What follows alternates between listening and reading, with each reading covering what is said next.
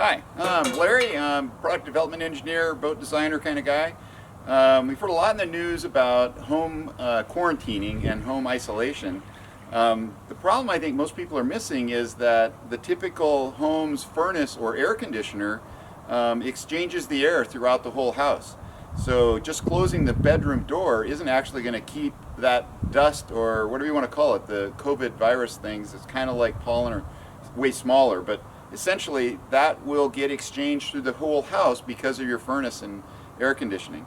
What I've developed here is kind of the more complex solution that filters the air as it comes into the room and as it goes out, and then a simpler solution here, although not as effective, and it's going to share the COVID virus dust or whatever you want to call it with your neighbors as it blows it out. So the goal is to create a low pressure zone in the room that the person's in, that they're sick, and to get the air flowing in that direction, out of the house in that direction.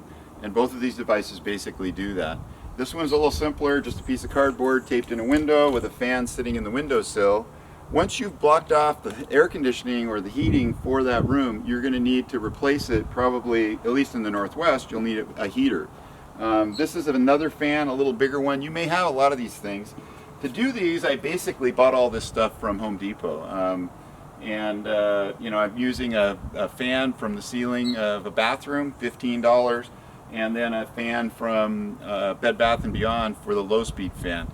I put two fans in this box because I wanted to have it so that when you're there, I personally can't stand a lot of noise when I'm sleeping. I want it really quiet. So the low-speed fan is just a gentle pull, and it's exchanging the air and filtering it as it goes out and as it pulls air in. All the air is filtered. This is all made with just a 1/4-inch material from Home Depot. And the lid comes off.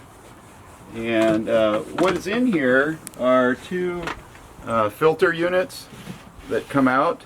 And essentially one filters the air out of the room and the other filters the air into the room.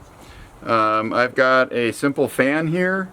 This is the quiet fan from Bed Bath & Beyond, and then underneath it here, if I pull this up, it's stuck right there, there's a bathroom fan underneath there, and I basically just mounted that. The divider piece is important. You have to have that so that the air can flow correctly when you're on low speed. This is just a little piece that helps when you have an open fan like this. It helps direct the air through the grill. I did take some, screen material and hot glue it into the hole area so that, if we get to bugs, I don't want any bugs or bees in here. The holes on this end are where the air comes into the room, or comes out of the room. It's sucking air out at this point, and then this is where the air comes in through the hose there. I separated those a little bit just to kind of make it flow in the room a little bit better. But that's the basic concept here, all made with just a 1/4-inch material. The white lamb from Home Depot, 1/2-inch plywood, 1-inch number 8 screws. Pretty straightforward. I did add a piece of foam on the top of each of the filters just so that it fit better and there wasn't any air gaps. I'll put this back in. Just to be clear, this side of the box is in the window on the inside of the house.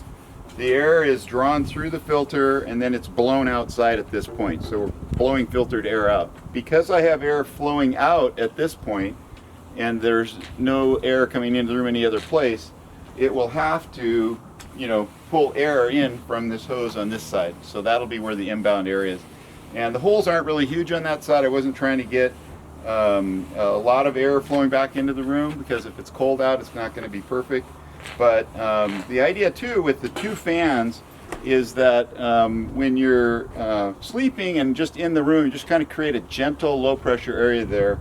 But when someone's going to go into the room to care for the person, then you turn on both fans or plug them both in and really get a lot of air flowing in that direction. So you're not sharing any of that. I guess the best way to think of it is dust from that room with the rest of the house. Okay, this is the heater grill for this room. And it's where the air comes out. In this case, it's in the ceiling. A lot of times it'll be in the floor. And this is really important. Probably the most important thing of the whole process is to get this out of the ceiling. And then we're going to tape it up. We'll close it with the little lever here. and then tape it up. So here we're just using packing tape. It's cheap. I happen to have it. And I'm peeling, careful to seal it down. The corners are tight. And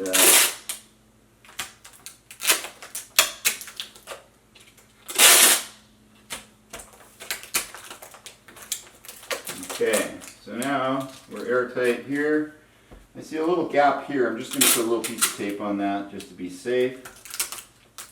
Get that sealed up. It doesn't have to be 100% because you've got a negative air pressure system going in, but you know, you want to basically block off most of the air here. And you know, I'm going to leave, in my model, I'll leave the gap under the door open just so there can always just be a little gentle air flowing out the window.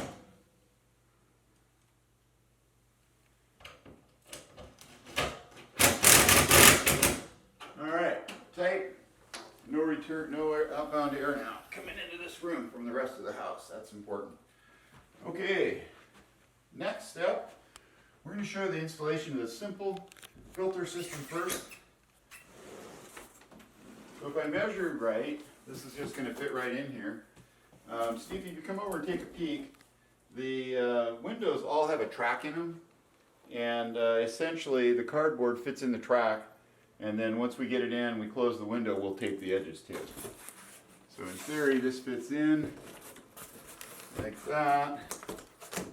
And we'll pull it into place, push it over.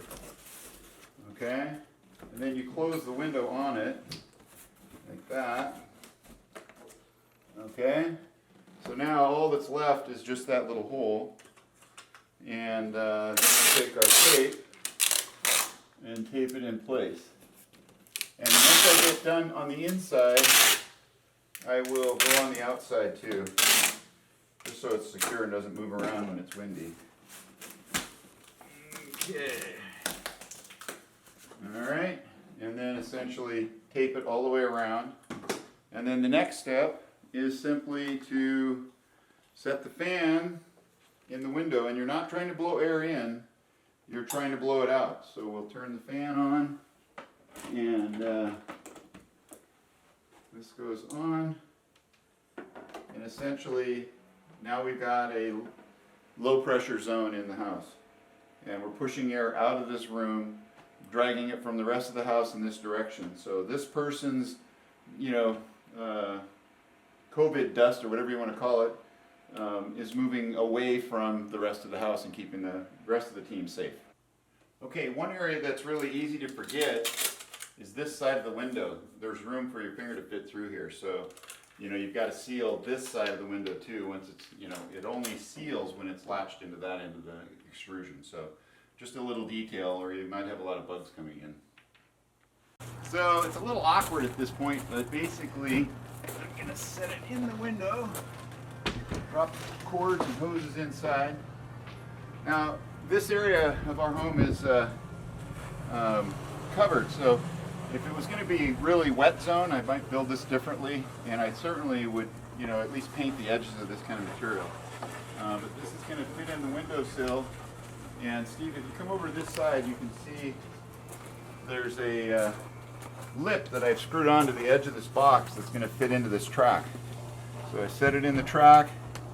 So we had to do a little adjustment around the trim here in the track. This is actually the seal point right here. And then once it's in this position, then you got to slide the window shut on it, okay? And then we'll fill the upper part in with a piece of cardboard and seal it in there. This is where the air is going to be coming out. The slow speed fan, the high speed fan, this is the one that's just basically a $15 ceiling fan for a bathroom. But this is the outside of the unit at this point. So now I'm going to try to put the top filler in. If I cut it right, it's going to fit.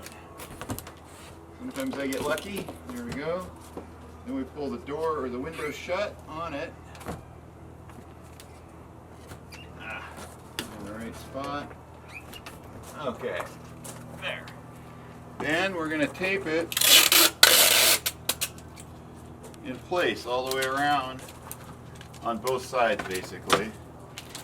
We'll just tape that right in there. want to keep an air seal on it. So I'm going to tape that, and then the same thing all the way around, and then I'm going to tape it right here too. Okay. And the idea here is for airflow, but it's also so you can keep the bugs out. I'm not a big fan of bugs and mosquitoes. And that's why we've got the grills here and everything is filtered that way. So this is basically the outside of the unit here. Let's go to the inside. Okay, next step is to lock this window panel so that it can't open up and maybe let things fall out and just kind of keep it more secure. So essentially you need to take a little block of wood, measure here, and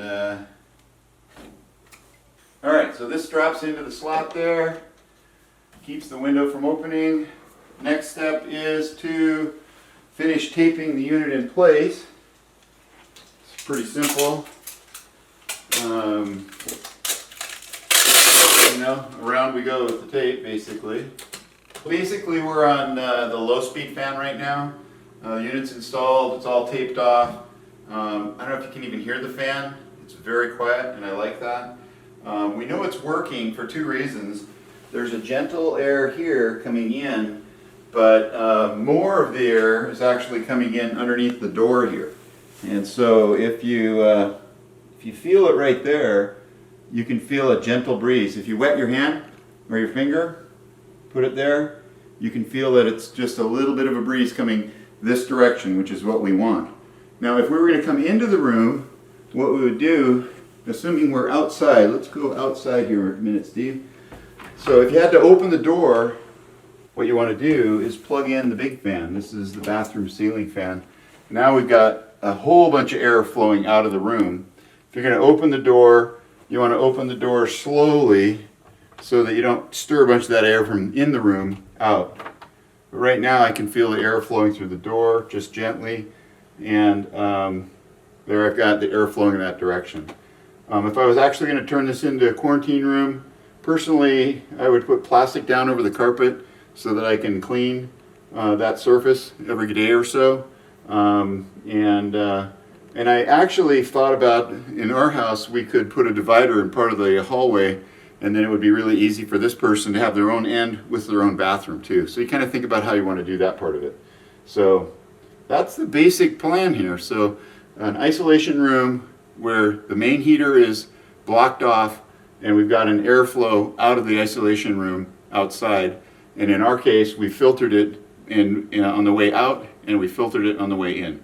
Okay, so also in the news there's been a discussion about that there may not be enough ventilators, and that people that get sick from this need more air. And I was thinking, man, in the old days they had a kind of a pressure ventilator, and what do I have that's similar to that? And I thought, well, my dinghy pump looks the same. It's baffled and you can squish it, and kind of a weird thing for a pump. I was talking to a friend that's a doctor, and she was like, not really easy to use, but she said, a CPAP machine actually is a positive pressure unit, and it's automatic. It senses that you're starting to breathe, and then it pushes more air in. Not a perfect fix, but something to think about. One thing we've noticed with the inbound air here is that with the gap underneath the door, this is very, very gentle air inbound. So unless you're sealed up underneath the floor, you're not going to get a lot of air from this, just a little. But again, I think a little fresh air in a room where somebody's sick is probably a good idea. So it's not a huge amount of air you'll feel through this part of it, the way this is set up. All right, thanks.